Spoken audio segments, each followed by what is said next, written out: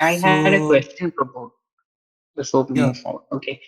So the aim of this PR is to increase the number of peers that you are connected to, right? Because the more peers that you are connected to, basically you need to connect to just one honest peer to to sync with the active chain tip. Okay, and the more the number of peers that you are connected to, the higher is the possibility that at least one of them is honest, right? So instead of connecting to 125 peers, if you're connected to 200 peers, then there is a higher possibility that at least one among them is honest, right? And that is yeah, right. what the author refers to by saying that connecting to more peers makes you partition resistant, meaning it becomes more difficult to eclipse you, right? And this, I Yeah, right. believe, is has nothing to do with block relay only peers. Okay, so block relay peers relay blocks to you, but even they validate individual transactions. So like it's possible for somebody to eclipse your block relay peers as well. As far as eclipse attacks are concerned, the more the number of peers you're connected to, the better. But whether it's block relay or whether it's a full relay, it doesn't make any difference. Like you can eclipse both of them, right? Yeah, but now in this case, we are not like maintaining a mempool, and also we are not. We are already getting validated blocks uh, when the blocks are being relayed to us and not transactions. So the transaction we will be like verifying will be in most cases these transactions that we are getting from these verified blocks. Like uh, you can consider it that these block relay connections are like more resistant to these attacks in comparison to these full relay or transaction relay nodes. I think we're all Oh, confusing two different concepts here. Like you can think of it happening in two phases. Like first, there is the partition attack happening, and once the partition attack happens, you can feed the node with fake bogus transactions and stuff like that, which Robert mentioned, which would make the which would be very problematic for the node. But like that is like a consequence of a partition attack. How the eclipse attack or the partition attack happens first is by like it's a network property, right? So the node, you have to surround it with all bogus nodes. So you would have to spam the node with fake addresses, make its admin full of all attacker IP addresses, so that the node is forced to make connections to all those attacker nodes. So that is how the eclipse attack happens, and the consequence is the node seeing a different view of blocks in the blockchain or getting fake transactions and things like that. true, agreed. But eclipsing a block relay only peer or a transaction relay peer is one and the same. Like you being connected to more block relay peers does not make you immune to a partition attack, right? You connecting to more block relay peers doesn't make you, though, yeah, it doesn't make you, but it makes the cost higher because the attacker will have to, uh, uh, like, like the uh, like the attacker will have to choose more peers, and like will have to choose, like the attacker will have to be ends up chosen more. Right. So, like, my point was, like, without wasting too much of the time of the participants, but my point was that the more the number of nodes that you connect to, as Satisha mentioned, the more will be the cost of pulling off an Eclipse attack. But whether those peers are block relay only or whether those peers are full relay, it does not add or increase the cost of attacking them at all. Is what I wanted to state. But yeah, maybe we can move on. Block relay, yeah, block relay won't gossip the transactions. So So if a block okay. relay pair sends a block to you, and you don't have any some of the transactions in that block in your mempool, you will have to voluntarily and individually ask that block relay pair to send those individual transactions to you. So the block relay Hmm. pair also essentially acts as a backup for relay pair as well. Yeah, that's true. or we can move forward. Yeah, I have to think more. Maybe like, yeah. Okay, so we can look like work forward with changes in the PR then. We can like have this discussion after discussing the changes. So first of the first changes is of the eviction logic of the peers. So we are introducing in the function to attempt to evict a connection is we are like adding an option to protect the peer, and we are also like specifying if we we are specifying if we are trying to evict only the transaction relay peer, like we might not want to evict the full relay peer which like relays both transactions and blocks.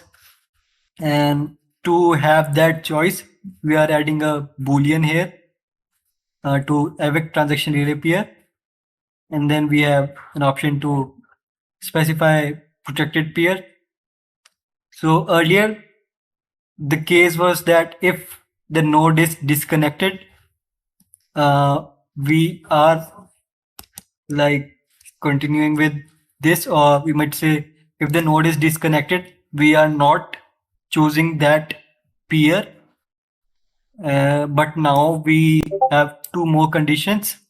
If the peer is protected, we are like moving forward, and if we are only evicting the transaction relay peers, and if the node is not uh, a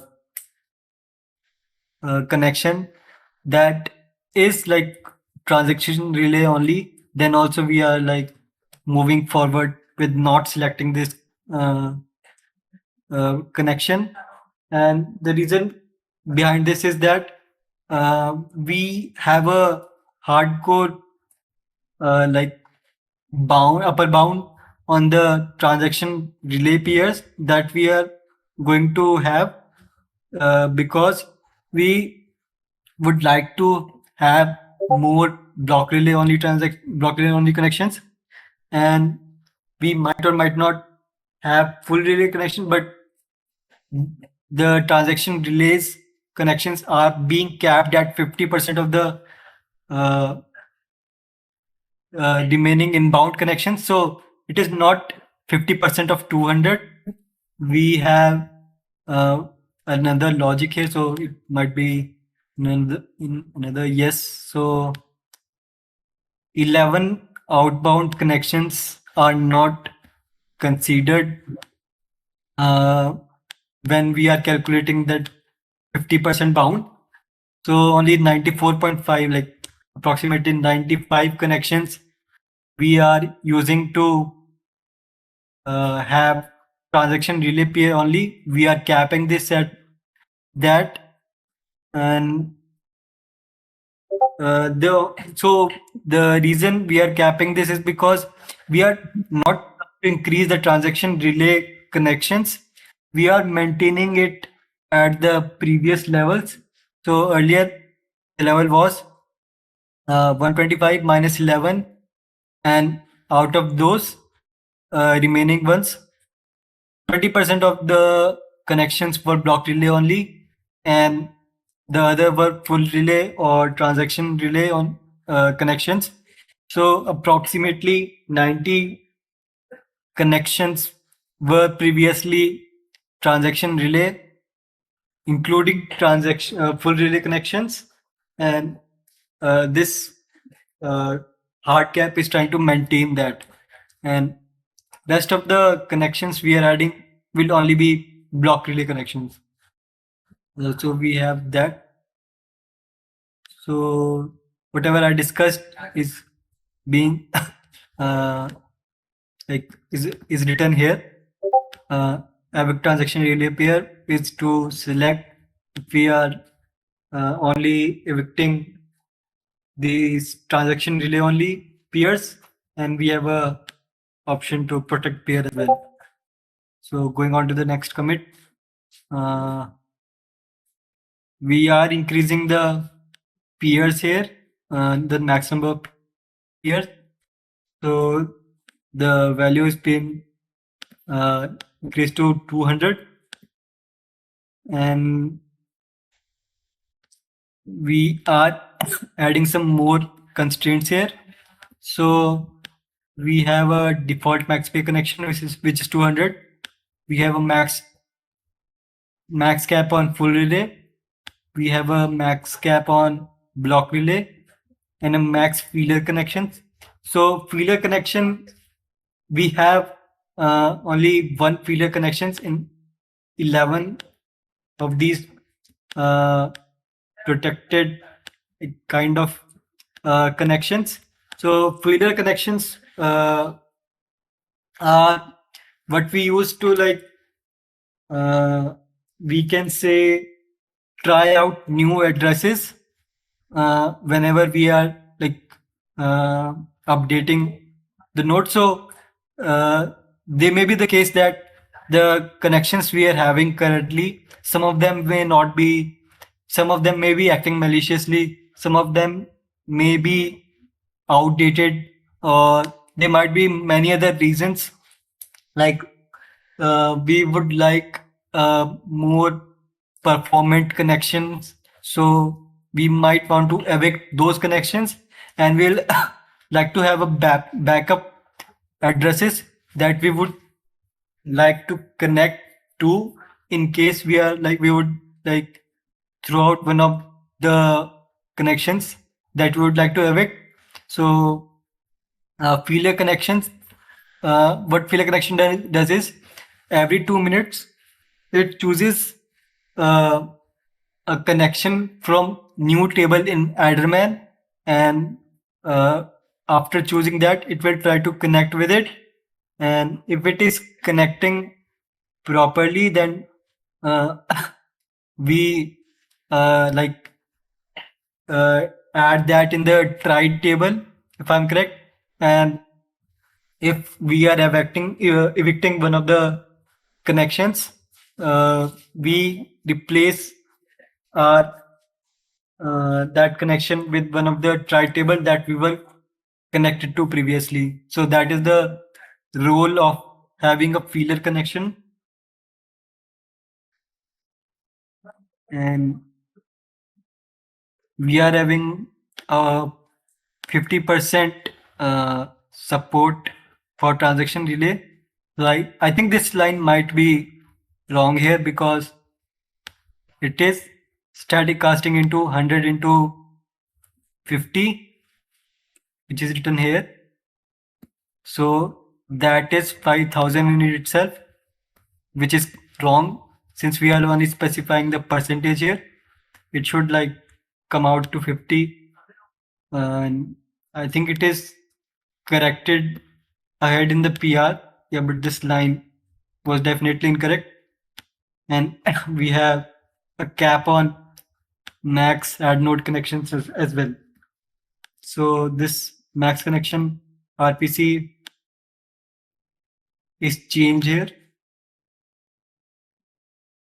And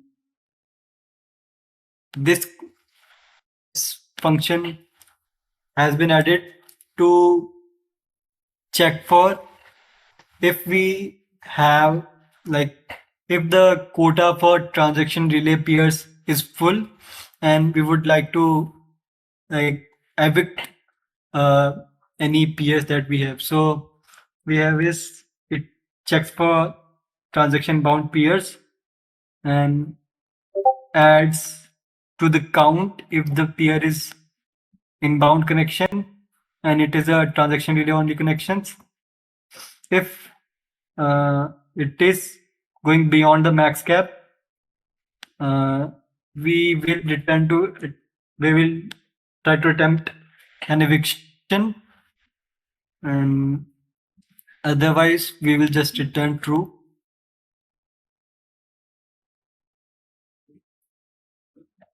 Yeah, so yeah, this function is being added here. We also have an option to protect the peer. I don't get the logic behind adding only one protected peer. We might want to protect more of the peers, like more number of peers. Uh, Protecting a single peer does not make sense at all. Like anybody has any thoughts? Hey, Prabhu, Why? I'm really sorry. I missed the final few seconds, and that was very important. Can you come back? What did you say about the protect here? Yeah, so I said that in this function, we only have an option to like signal only one peer, like one node ID to be specified, to be protected, which is kind of uh, not intuitive because I would like to protect more number of peers uh, in my connections. Uh, like having only one Yeah, peer that's as exactly what I was also thinking. Are you aware? Is there a default number in Bitcoin Core that it allows you only to protect one peer? no, like there is no default number. Even this protect peer variable was added in the previous commit itself. Like here, the option for protect peer was added. Okay, right. Because when I was going through this code snippet, that is a question that brushed my mind as well. Why would like what if somebody wants to protect more than one peer? This code snippet gives you the provision only to protect one peer from eviction.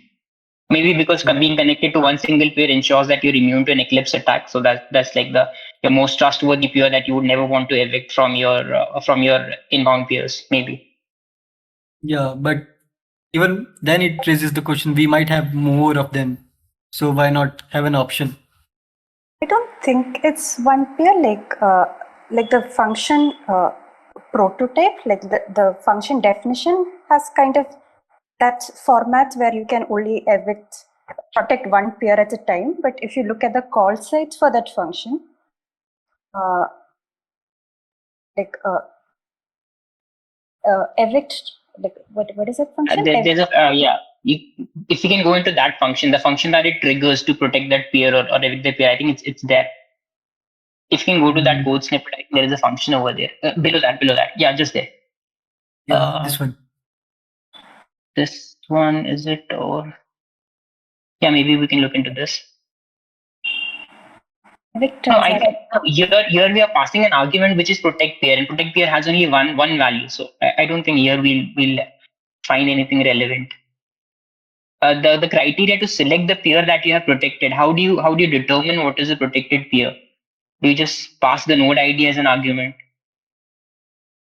Yeah, so I guess I was thinking like maybe you would protect only one peer at a time, but like the thread keeps running multiple times. So there are some preconditions. I haven't checked what exactly the preconditions are to protect that peer, but if those preconditions are met again, a new peer would get protected.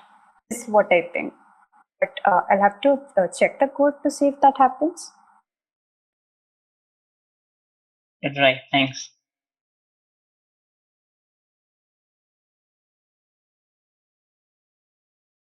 Do you agree with that, Robert, or like? I would say that this would be triggered like one every time we are trying to evict any peer. Yeah. So like if I'm having an eviction, like it makes sense to protect a single peer, but why not give the developers a choice?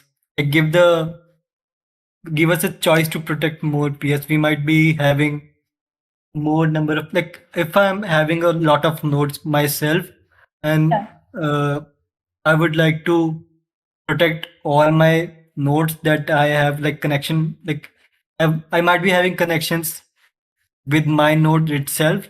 So if I have like a lot of nodes and in this eviction logic, I'm trying to evict the like here. So if my one of my node is not performant enough, and I would still like to protect that because I have full like ensurety that that is an honest peer since it is mine itself. I have only the choice to protect one of my nodes, which is like counterintuitive in that Yes. scenario. If you want to really protect a peer, like there are other options. Like if I know you're a friend and I want to connect with your peer, then there are other options I could do, like manual connections, whitelisting your peer. Those are the things which people do usually. So this function is just for automatic connections which are created by the node. So those are like two different kind of ways to think of the connections. Does that make sense? Yeah. If you're Like, it is selecting okay. a protected peer, like status, so if you're selecting a protected peer, okay, next to the protected peer we can see node ID, right? So we have to manually, or there has to be some mechanism through which you specify what your protected peer is. Like your protected peer will not automatically get detected. You will have to pass a specific node ID as an argument to this function to make it clear that this is your specific protected peer. So whether it's a whitelisted peer or whether it's a protected peer, it needs input from the user, right? Yeah, so again, I have a doubt. Like one more thing I want to clarify before that is like if you have a lot of peers, there's an array of that. So there are threads in the Bitcoin core. Like there are lots of different threads. Like one would be the net thread, and there's another thread to do message processing and all of those. And each of those threads will iterate over the peers one by one. So at a time, if I'm connected to a peer, so like it would be an array, and I would be only like interacting with one element of the array, which is one peer instead of all the peers. So so I think so. I'm not sure. Like, can we see the call site for the evict If you look at this lock mutex, I think this indicates about, or this implies what Stratosphere is saying about the safe threading. So the lock m node mutex. This implies to safe threading. Yeah. Yeah. Is it? Yes. Yeah. So this is again like because we are like accessing the M nodes. Oh yeah. So those are the oh yeah, okay, that makes sense. Those are probably all the peers. You go through it one by one. So at a time you get one peer and you check if it's inbound or not. Evict transaction if pull. Okay, and then we go down, and then if transaction inbound peers more than maximum inbound full relay, you do the attempts to evict connection. Where is protect peer set? Okay, so Protect peers is given here.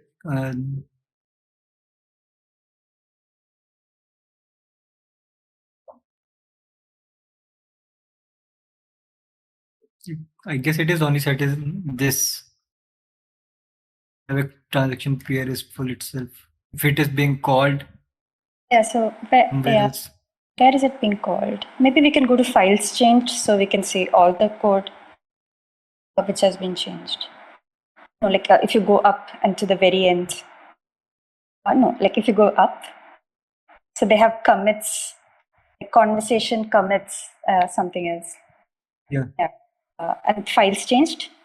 If you go to files change, you'll see all the commits diff together. And then you can control F that function.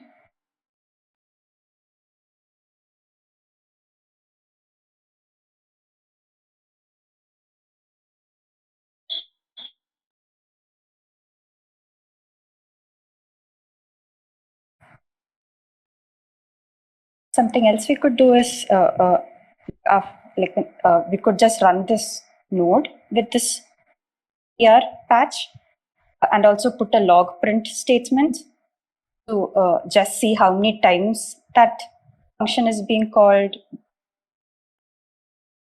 just so that we get an idea if it's really being called only once or if it's been called many times. And then we can just grep through the logs to see how many times exactly it was called. Like one idea would be if I'm like going through every node while evicting this, so we can just check from a predetermined location if we are protecting some peers. So why would we even have to specify like this node ID, we can just specify if we can just like give it a bool option, like if we want to protect that pair or not, which we are iterating through. If it is like found in one of those predetermined location of protected pairs. I didn't get you.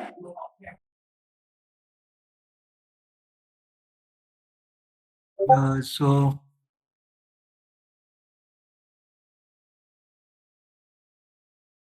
So you can see. Okay. we have evict transaction if full. So it is being called here once, and it has been called here without any arguments here also. It's all in This process. this function is not specific to this PR, right? Evict peer if full. Like this already exists, right? This is not specific to this PR. There's already a mechanism for you to evict peers Yeah, when you have clogged up all like your. this one is added here, this function, so it might be specific to this PR only. Okay. Its use might be specified here. I'm not really sure if we can infer from that that this eviction function in itself is here new. Because eviction, I mean, you don't need a new function to evict the peer, right? You need a new mechanism to determine which peer to evict. You have to specify that the peer that you are evicting is not a protected peer. You have to specify that the peer that you're evicting is a transaction relay only peer, and you have to set up a caveat that if there are more than 95 inbound transaction relay peers, then you evict one. But the eviction mechanism can be the one that you are currently using. You don't have to redefine a function in itself. So I personally don't think this evict tx peer if full is something introduced in this PR itself. This introduced in this PR, but it's different from the normal eviction logic. Right, makes So those are like two different strategies. I think this one was introduced just for this PR. cool. There's Nice. some other attempts to evict connection. Don't remember. I don't remember off the top of my head how that peer was selected. Which peer? I'll have to look into how the normal a normal eviction logic is, like how it works in Bitcoin Core today, but that's different from this function, evict transaction peer if full. That one So is this one is just determined on the basis of feelers, is it? Like you have feelers and connections, like peers that are not active, that do not respond to your feelers, you evict them or make them candidates for eviction.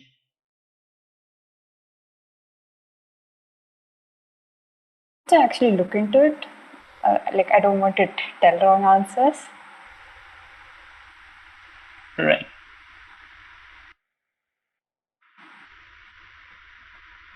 Cool. So Yeah, so like we can move yeah, we can forward look then. into it later as well. Yeah, yeah.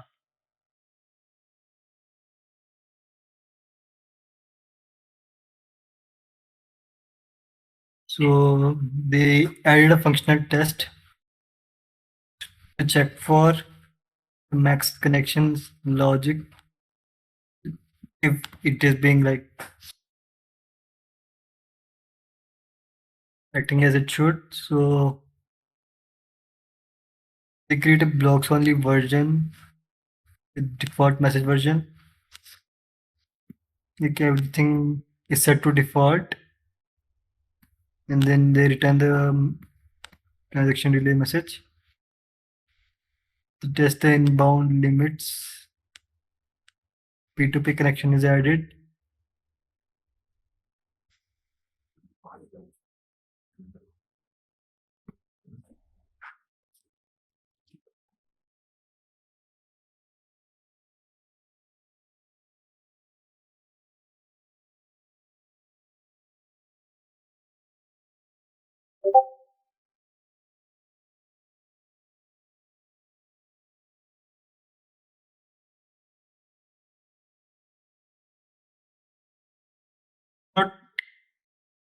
very specified on where the limit is being checked. They are only asserting the debug logs.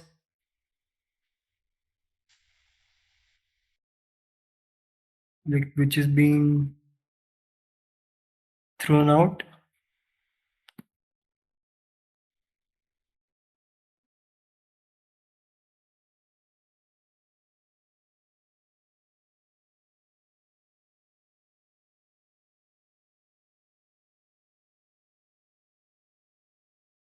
Checking with two inbound slots, one of which is transaction relay. So if they add another one,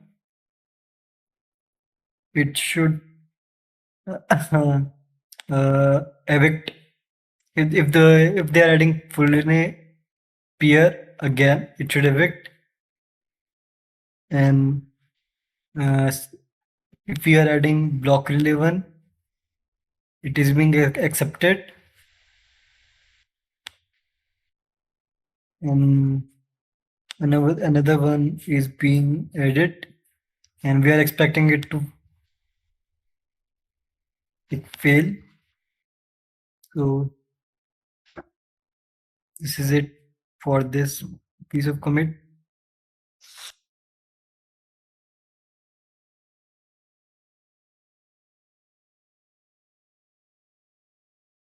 And they have added another. Yeah, here they have added another one of these RPCs. So they have broken down this inbound percent logic into another RPC so that people can have custom percentages if they want to set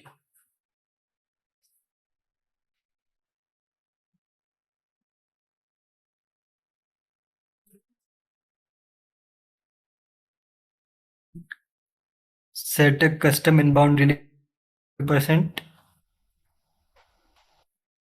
and if it defaults to 50, if not set,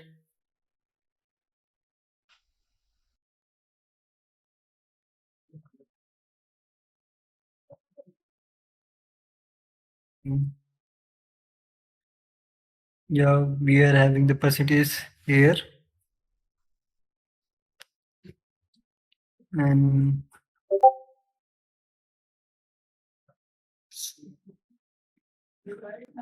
yeah, they added with another one. So we have max connection of 13. So 11 of them will not be used for that 50% limit. So only two of them are being used, and one of them is max transaction relay, so which is being set to 0 here. So I guess we are not having any transaction relay one. We have one block relay and one full relay connection with our node. What is this variable max connections for? Outbound connections. The max connection is for the limit. If we would like to have less than the 200 connections, this is that RPC for. So Okay. we'll okay, fine. All right, got it. So if you don't want 200, you want 100, we want 150, you can use this RPCs to specify that you want less than 200 peers. Yeah. Is it? So Not RT. yeah. Config flag. You want order. You can specify it in your bitcoin.conf, how many stuff you want. Right, that is what I intended. Sorry, but that provision is already there, right? Like you can determine the number of peers that you want to connect to. Yeah, there is already a default max for the automatic ones, 125. Yeah, here also default max is 200, which we can Yeah, so this configuration or this parameter is not specific to this PR, meaning it existed already. The PR is making use of it. Yeah, this one existed before. Only this one is being added, the inbound delay percentage. Right. This is being added in the PR. Yeah.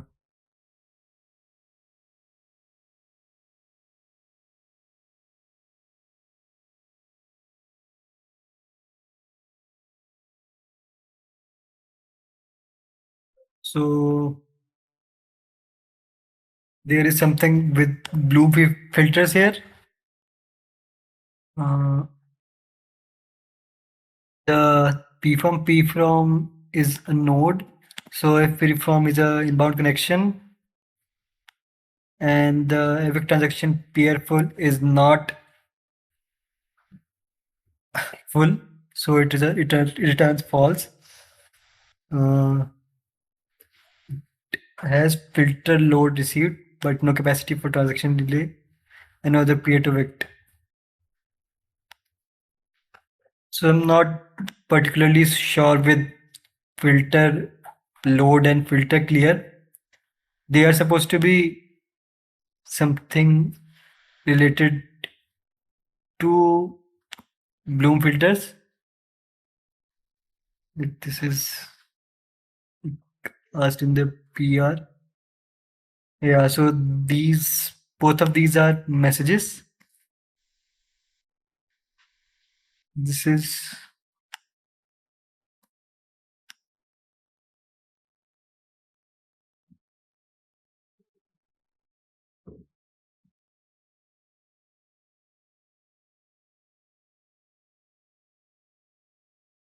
okay, so since after using filter load or filter clear, we might switch a node, we switch an inbound peer to transaction delay, and we might not want to like cross the maximum bound that we have set.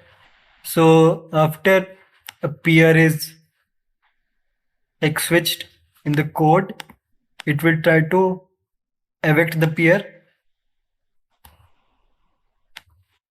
because the maximum bound has been like breached.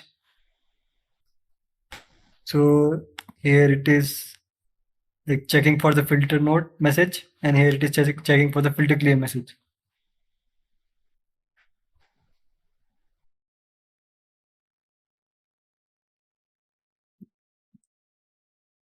Yeah, so using this filter load message should trigger an eviction since we have set 0% percentages for transaction relay connections in the previous commit. So any transaction relay conversion would result in an eviction of the node.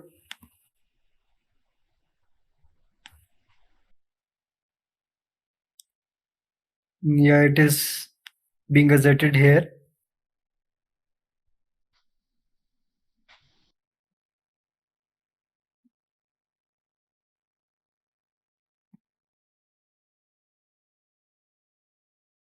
For if we get a peer info message.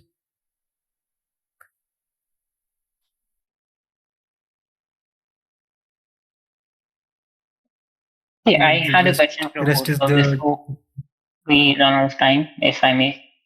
yeah, Like yeah. before you exchange the version message with an inbound peer, you are not aware whether it's a block peer or whether it's a transaction relay peer, right?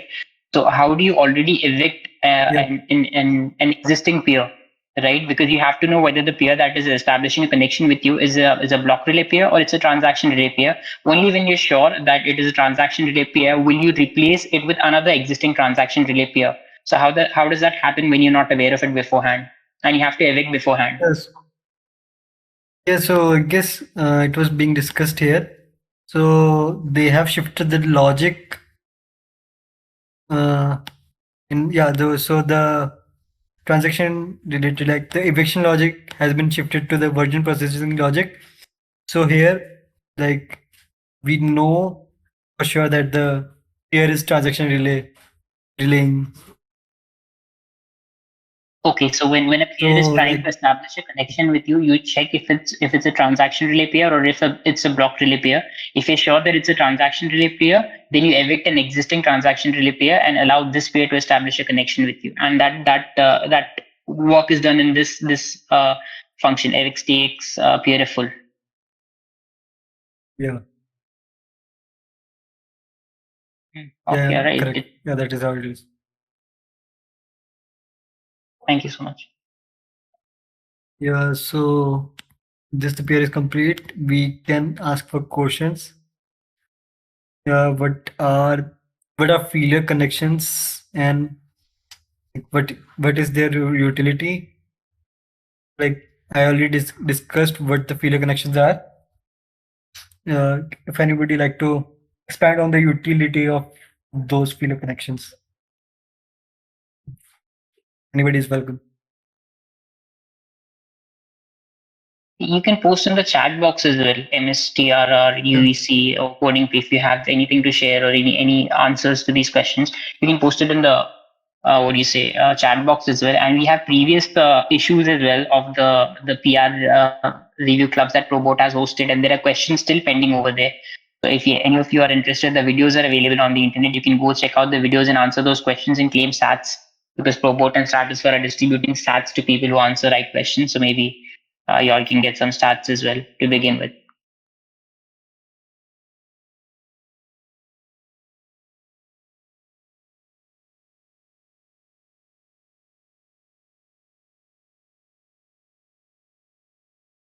What are FILA connections were the question, right?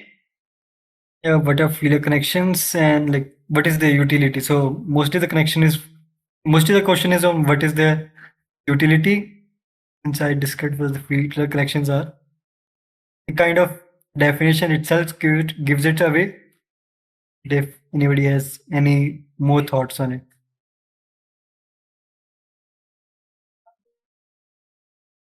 Coding please typing something, I think. Yeah. Okay, so while she's typing, what are the conditions and requirements for the evictions of the peer when peer are being selected to be evicted? Like, it is a really like, intuitive one. It is like most of it is trivial. They are more complex like cases in the code base for like calculating the candidate for eviction with if the peer is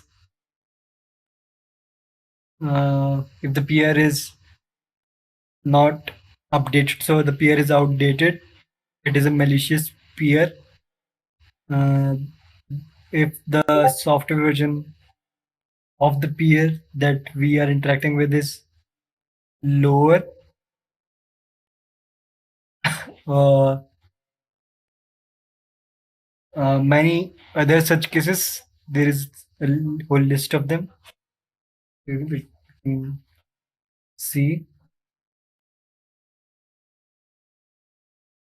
Yeah, In failures. context of this PR, we can also add the fact that it has to be a transaction relay peer, right? In context of this PR, there is one more Yeah, condition that what you're evicting has to be a transaction relay peer. yeah, for the context of the peer, the connection has to be transaction relay. That is an added condition for this peer. Also, for the answer by coding P, I don't think it is only for the 11 connections, like 11 outbound connection. The inbound connections that we have are more rapidly changing than the 11 outbound connections that we have. So, like we can replace those inbound connections as well with the failure connections addresses that the failure connection has got. I guess another utility of the failure connection would be like we know that there are three things gossiped on the Bitcoin network: addresses, transactions, and blocks. So you get all the addresses from other peers and you store it in your new table of the admin. but we don't know if those addresses which the peer send us are fake addresses or real addresses. Like if I wanted to spam you, I could just send a lot of fake addresses with no nodes running. So all those junk gets stored in the new table. If I want to select peers to connect to from the admin, I shouldn't connect from, I shouldn't choose those from the new table. So that's sort of what like you mentioned, it takes Feeler connections takes an address from the new table, just connects them for 2 minutes, and if the connection is successful, it just adds it into the try table so that in future when we select a peer to connect to, we can take from something tested to be online.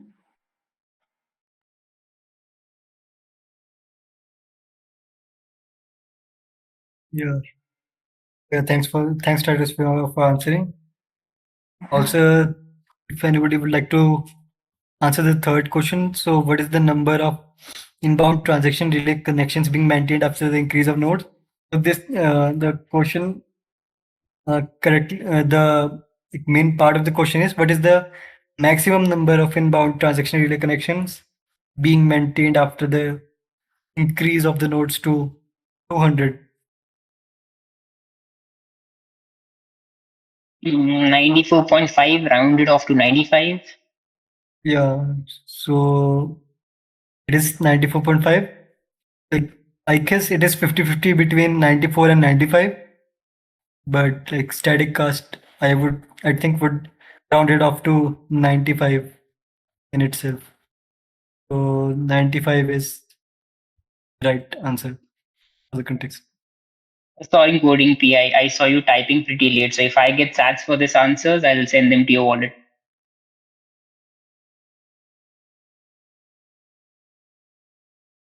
Okay, then like this is it for the review club.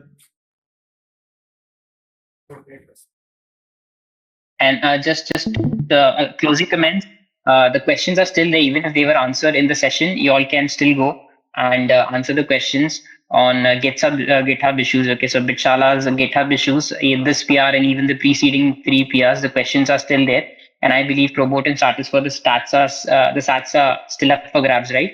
People who answer can still claim them. Yeah, for even for the previous review club questions, the reward bound is still up. Right. So this can serve as a proof of work for all of you. You can go and answer the questions there and claim your sats. Yep. Over to you, Probot. Yeah, thank you everyone for coming. Thank you Faisal, Coding P, and Stratosphere for answering. Yeah, and also Master for answering. Yeah, thank you everyone. Thank you for Thanks, hosting. everyone. Good night. Yeah. Bye.